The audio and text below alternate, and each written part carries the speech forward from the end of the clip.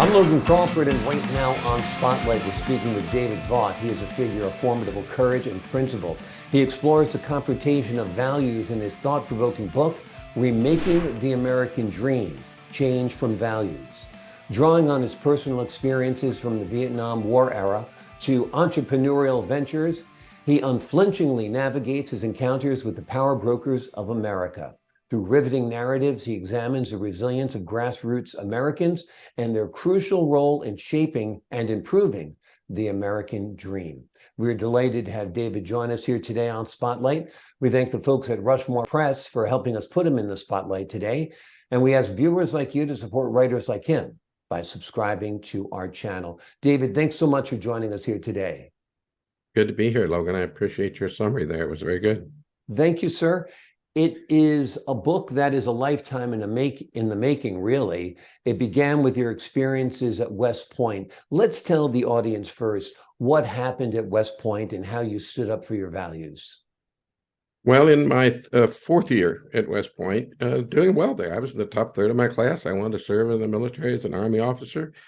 It was the Vietnam War, but I began to really question the wisdom of requiring cadets, and this was true at all service academies, not just West Point, to attend a particular religious service every Sunday, form up in formation like we did so often for everything, march up to the chapel, and participate in a religious service that I didn't find sufficient. I'm a Baptist by belief in origin, and I didn't feel comfortable with it.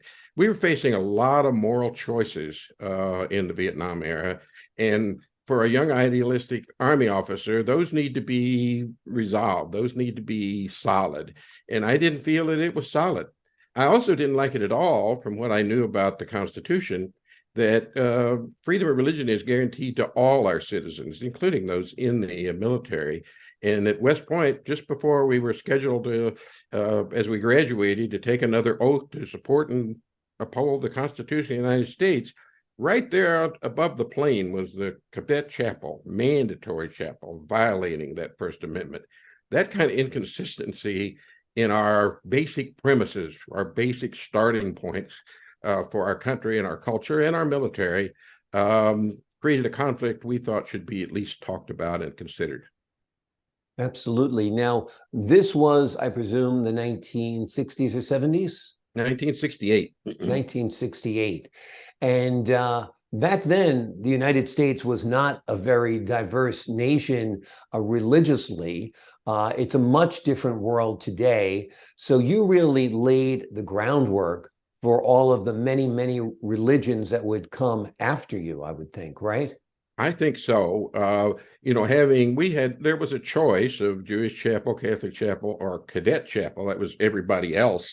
And I was part of the everybody else. And, I much preferred to stay in my own religion, not in this what I too often thought was a warmed over poor moral justification of what we were doing in Vietnam, which was very brutal and very difficult and ultimately unsuccessful.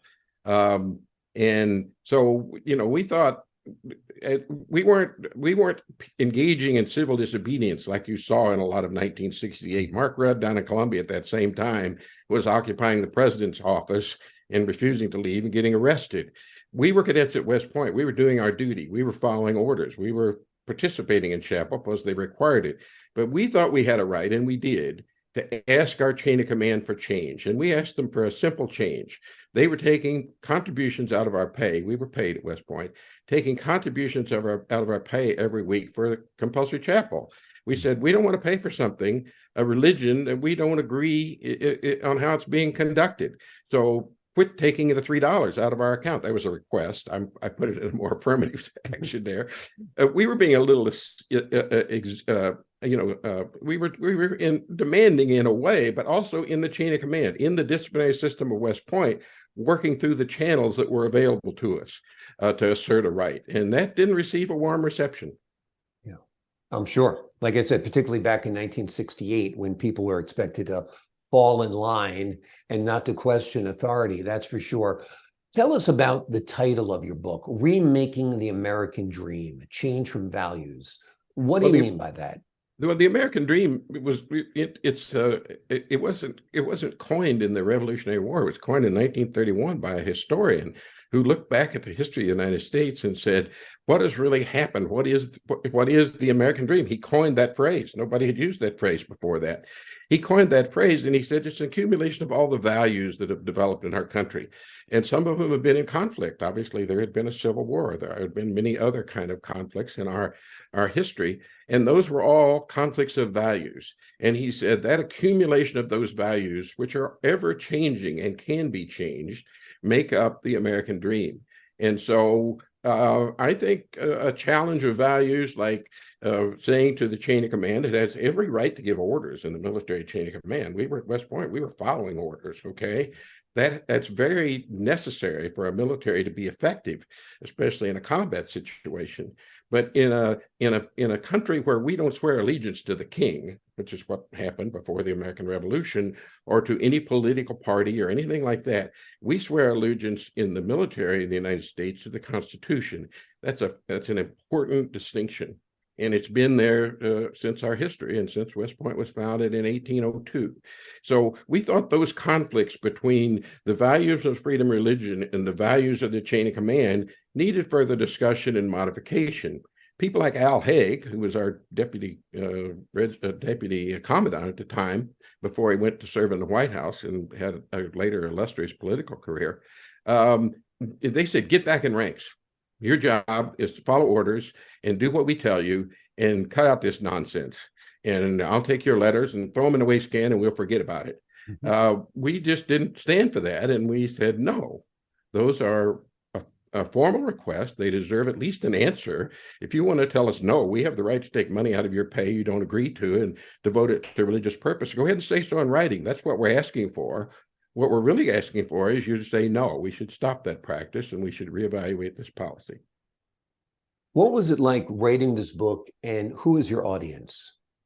Well, I wanted to explain this to everyone who knew me, and I wanted to explain it to people who perhaps didn't understand why we would stand for values in the midst of the controversial war, where we were volunteers at West Point to be leaders in the Army. I thought that deserves some explanation. I think it took a little reflection as well. I think that would have been harder to explain and get people to understand back when we were more naive and idealistic and a little dogmatic about it, perhaps. And I thought that reflection of history was important. But I think it was also important to get into, why did you do this? Why did you some people would say veer off on this different kind of mission instead of staying, as Al Haig said, in ranks and following orders. And also to talk about how does it affect you when you engage in what ultimately was successful, or ultimately the courts agreed with us, and there's no more compulsory chapel at West Point. Took 4 or 5 years, but how did that affect you? How did that affect your life as you went forward? What did you learn? Or what did you perhaps unlearn? Or how did you perhaps become an arrogant winner and make mistakes going forward? I thought those were also legitimate questions that should be put forth. And I also wanted to dig into why freedom of religion is important. I had a gut feeling it was. I kind of picked that up from my grandmother and my parents, and what I learned in the Liberty Baptist Church in Burnt Prairie, Illinois. But I wanted to dig into that deeper. And I do that in the book and looking into the history, especially in Europe, of religious persecution and the unification of church and state that was common in Europe that we don't have in this country. When you look at the world today, when you see a former president being prosecuted, when you see such complete political divide in this country, what do you make of it all? Well, some of it's very disturbing, but we've been in disturbing places before. I'm disturbed a lot by what my grandmother said about people that disagreed with her on religion. She had very strong religious beliefs. She was very outspoken about them. But she also cautioned me as a teenager, respect other people's beliefs. Listen to what they have to say. They're in a different place, and they may be traveling a different course and end up in a different place even yet. Give them space to do that. Listen to them, respect them. And I think that is missing a lot in our public debate, is a weakness. And it's the loss of a value of tolerance that we should look to more. So that's my first reaction to it. On the other hand, it's you know, deja vu all over again. We debate these values in this country all the time. They are changing. We're remaking them all the time. And that process is also going on, and it deserves to be listened to. Yeah. The discord in this country, though, is different in that there seems to be a media and tech monopolies that say this opinion is right, this opinion can't be heard. What do you take of that type of censorship that we're seeing as an advocate of the freedoms of the Constitution of the United States? I don't like it, but I'm also confident that we have a grassroots in this country that's still there. We have lots of family discussions that the media never hears throughout our country and throughout small groups of friends. And what those decisions are and how that grassroots moves, sometimes slowly, you know, it's not as fast as the 24-hour news cycle, Yeah. but I find confidence in that. I see that springing up. An example of it in current history that's not covered a lot is Medicaid expansion, controversial at the political level. Obama got it enacted, and a lot of people, especially Republicans in states, didn't want to do it, and so they didn't. But in 5 or 6 states, Missouri very recently, Utah, Idaho, Maine, states controlled by Republican governors and legislatures, the people petitioned and said, we want Medicaid expansion. We want more poor people covered under Medicaid. And they petitioned it on the ballot from the grassroots, and it passed in every one of those states, all very red Republican states. So those kind of things are happening out there, you know, at a small level, at a state level, and I'm encouraged by that. And I think in the long term, we'll get through this and we'll resolve these issues as we always have. But it's going to be based on values. It's not going to be based on politics and manipulation and somebody from the top declaring the way it ought to be. Wonderful, wonderful. It's nice to leave you on a word of hope. The name of the book is Remaking the American Dream, Change from Values. It is written by David Vaught. He is a man who stood up as a very young man to face the power brokers at West Point, and he won. He fought the law, and he won, not the law The won. law won. Thanks for joining us here today, David. Thanks a lot, Logan. I appreciate you taking the time to talk about this. My pleasure. And to the folks at home, I'm Logan Crawford, thanking you for your time this time. Until next time on Spotlight.